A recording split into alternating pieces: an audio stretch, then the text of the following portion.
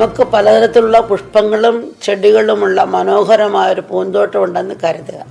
അതിനെ നമ്മൾ ശരിക്കും സ്നേഹിക്കുന്നുണ്ടെങ്കിൽ നമ്മൾ ദിവസവും അവിടെ പോവും. അവരുടെ വളരുന്ന കളകളെല്ലാം പറിച്ച് മാറ്റും. നിലത്ത് കൊഴിഞ്ഞു വീഴുന്ന ഇലകളും മറ്റുള്ളതെല്ലാം പിറക്കി നമ്മൾ കളയും. കൃമികീടങ്ങൾ കയറി പൂക്കളും ചെടികളും നശിച്ചു പോകാതിരിക്കാനുള്ള മുൻകരുതലും നമ്മളെടുക്കും. എപ്പോഴും പൂന്തോട്ടവും പരിസരവും ശുചിയായും വൃത്തിയായും നമ്മൾ വയ്ക്കും. എന്നാൽ പൂന്തോപ്പിനോട് നമുക്ക് ഇഷ്ടമില്ലെങ്കിലോ ഇലകളും പൂക്കളും വീണ് അവിടെ ചീഞ്ഞു നാറും. കാടും പടലും കയറി അവിടെയെല്ലാം വൃത്തികേടാകും. ക്രമേണ അവിടെ വിഷമുള്ള ഇഴജന്തുക്കളുടെയും മറ്റും വാസസ്ഥാനമായി മാറും. ഇതുപോലെ നാം നമ്മെ സ്നേഹിക്കുന്നുണ്ടെങ്കിൽ നമ്മുടെ മനസ്സും ചിന്തകളും വൃത്തിയായി സൂക്ഷിക്കും. ദിവസം അവിടെ സച്ചിന്തകളുടെ സുന്ദര പുഷ്പങ്ങളും അതിൻ്റെ നറുമണവും കൊണ്ട് നിറയ്ക്കും. അനാവശ്യ ചിന്തകൾ കടന്നേറി അതിൻ്റെ ഭംഗിയും സുഗന്ധവും നശിപ്പിക്കാതിരിക്കാൻ നമ്മൾ ശ്രമിക്കും. ദുശ്ചിന്തകളുടെ മാലിന്യങ്ങൾ അവിടെ കുന്നുകൂടി നമുക്കും മറ്റുള്ളവർക്കും ബുദ്ധിമുട്ടുണ്ടാകാതിരിക്കാൻ നമ്മൾ പ്രത്യേകം ശ്രദ്ധിക്കും. നമ്മൾ ഉപ്പിട്ട പാത്രത്തിൽ മധുരമെടുത്ത് കഴിച്ചാൽ ഉപ്പിൻ്റെ രുചിയെ കിട്ടത്തുള്ളൂ, മധുരത്തിൻ്റെ രുചി കിട്ടുകയില്ല.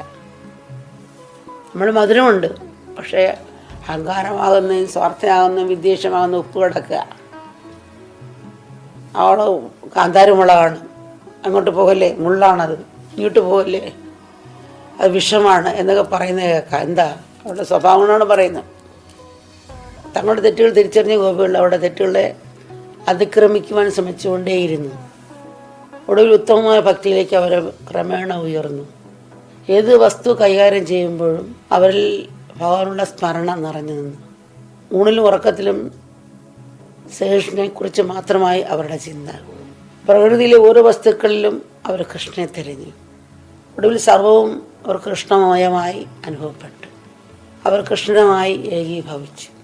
അതുല്യനായ രാജ്യതന്ത്രജ്ഞനായി, യോദ്ധാവായി, ധർമ്മരക്ഷകനായി, ജഗദ്ഗുരുവായി കൃഷ്ണൻ ശോഭിച്ചു. ആ കോടിക്കണക്കിന് ജനഹൃദയങ്ങളിൽ ഭക്തിയെ ഉണർത്തി എന്നതാണ് ശ്രീകൃഷ്ണൻ്റെ ഏറ്റവും വലിയ പ്രത്യേകത.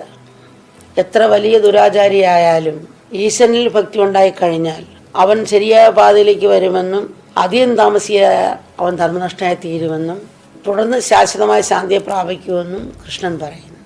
എൻ്റെ ഭക്തന് നാശമില്ലെന്ന് ഭഗവാൻ പ്രഖ്യാപിക്കുന്നു. തന്നെ ആശ്രയിക്കുന്ന ഭക്തനെ സദാ സംരക്ഷിക്കുക, എല്ലാ വീഴ്ചയിൽ നിന്നും അവനെ ഉദ്ധരിക്കുക എന്നത് ഭഗവാന്റെ വ്രതമാണ്. ഭക്തൻ്റെ മനസ്സിൽ അഹന്ത, സ്വാർത്ഥത തുടങ്ങിയ ദുർഗുണങ്ങൾ തലപൊക്കിയാൽ സാഹചര്യങ്ങളിലൂടെ അവയെ ഭഗവാൻ ഇല്ലാതാക്കും. ഇതിനുള്ള എത്രയെങ്കിലും ഉദാഹരണങ്ങൾ ഇതിഹാസങ്ങളിലും പുരാണങ്ങളിലും നമുക്ക് കാണാം.